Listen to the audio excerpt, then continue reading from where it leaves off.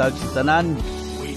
Kami karon moadto mi sa tubig, manghatag mi og mga sinelas o tining mga magpiding.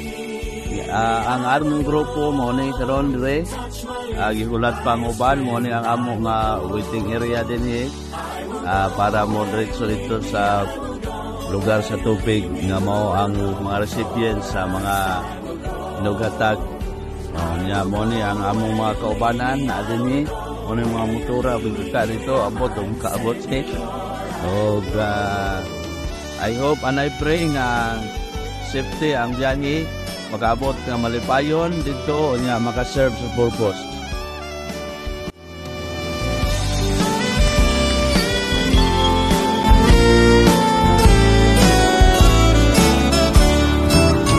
Because my eyes have seen the King, I must tell all the world worship Him.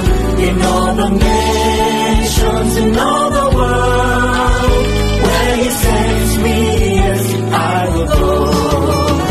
I will go where You lead me. I will go where You lead me. Who will go for us? I will go. I will go where You lead me. I will go where You lead me. Here am I, send me, Lord. I will go. I will go. I will go. Who will go for us? I will go. I will go. I will go. Here am I, send me, Lord. I will go.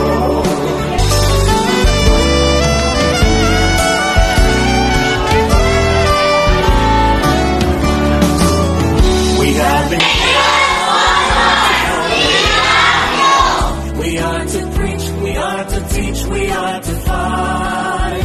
So where You lead me, I will go.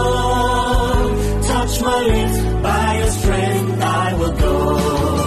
Mo ni ang ato nga simbahan dire sa tubig Carmen, North Cotabato. Dire sa lugar sa Barangay Tubig, mo ni ang ato nga simbahan nga natukod.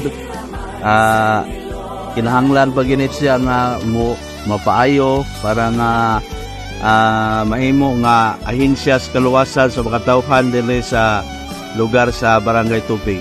Alay na atong isudlo dire.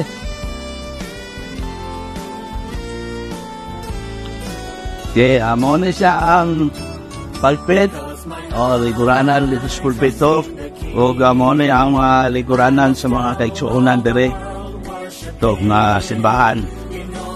Ani, no? Pero po na mga kaigsuunan na to nga makatabang ato ning mapapinising sa rin ang pulpito dahil sa to para wapuluran mapagwapo na to ning lifter na direct na portion mapagwapo na to aron na ay mo nga presentable.